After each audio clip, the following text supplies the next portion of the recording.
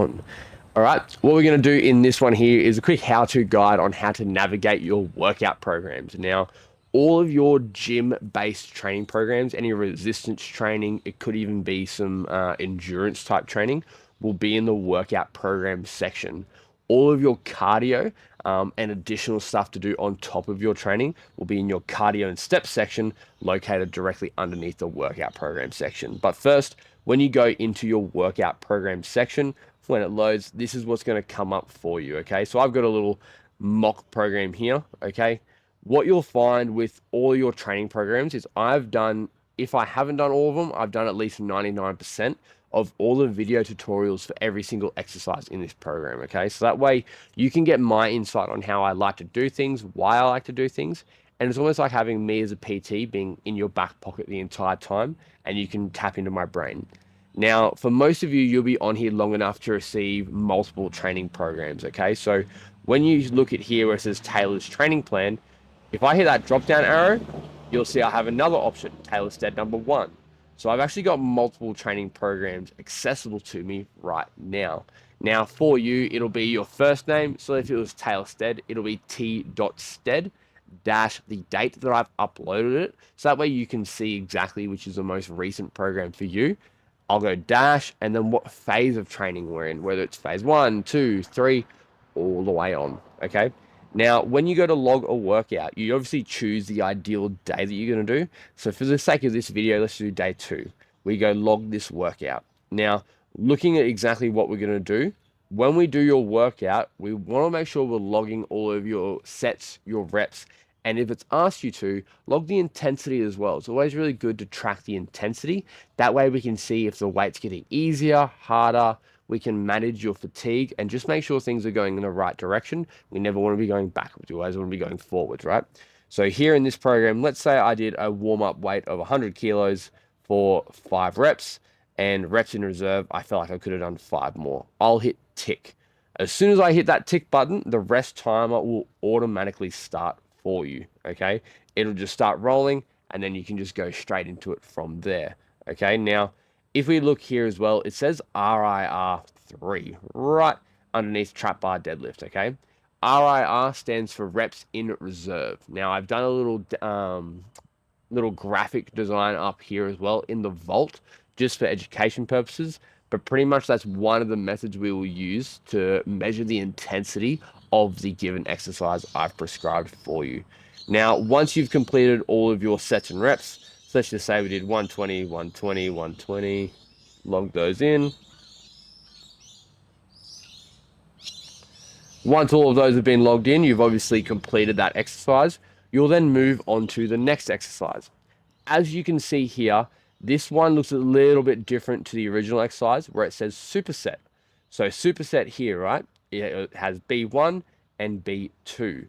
What a superset is when you're doing 2 or more exercises back to back to back. All right. You only rest after you've completed the very last exercise. So for this example, there's a cable row and a bench dip. So you would complete your cable rows, then your bench dip, and then you would have a rest. Okay, so make sure you pay attention to that. If it's in a box and if it says superset, you know you have to do those exercises back to back, and then you will have your rest. Okay, same thing applies here. You enter your sets and your reps, and you then rest. Okay, now I'm always entering in your sets and reps for a very valid reason. So make sure you follow that. Okay, obviously, if you can do maybe an extra 1 or 2 reps, perfect. But if you can do an extra 1 or 2 reps compared to what I've prescribed, go heavier. Increase the weight a little bit more, okay? Unless you're absolutely certain, even ask the question, hey Taylor, is it okay if I do more reps on this exercise? Because sometimes, most of the time, I'm going to give you a reason as to why we're hitting that rep range, as to what we're trying to achieve with that particular workout, right? Now, once you've completed all of those exercises, you'll then scroll down the very bottom to go complete workout. Actually, before I do that, just so I can show you real quick, you'll see for the exercise like bench dips, right? You'll see here there's a BW box. If I tick that, that's referring to it being body weight. Okay, so if you're doing a body weight exercise, tick that just so we obviously know you are definitely doing body weight. Now, even if you hit this dot button here as well next to an exercise, you've got a little drop down menu that's going to come down. If you want to add notes on a specific exercise for me to view at over your program or for you to view in the future, we could say bench dips, this hurts my wrist. Okay. When you log the workout, then when you go down the bottom and hit complete workout, that'll actually come up on my end and I'll see that. You can also go in here in this load calculator. So how heavy you went versus how heavy you want to go, things like that. It's a very handy tool. The best thing about this one though is your exercise history. If you want to look at your progress over the last 3, 4, 5, 6 weeks, however long, if you hit exercise history, it'll actually come up with a graph for you showing you the trend you're currently going on with both your total volume and the heaviest weight you have lifted. This is a really handy thing for you guys to see that you're actually progressing. And there's actually a reason to the madness of why I'm prescribing you the particular reps and sets that we're doing. It's just a good way to make sure you know you're on track. Okay. And as I was going on to before, at the very bottom of each exercise as well, if you feel like you want to do an extra set, I could have prescribed maybe you do another, say, let's say week 3, you're doing 4 sets instead of 3. You can click on here saying add a set and then progress that further. Once you've obviously completed your workouts, then you'll hit that complete workout button. How hard was this workout? Out of 5. Obviously, 0 being pretty bloody easy or 1 being easy, 5 being incredibly hard. And if you had any specific notes for me to go over, I hate bench dips.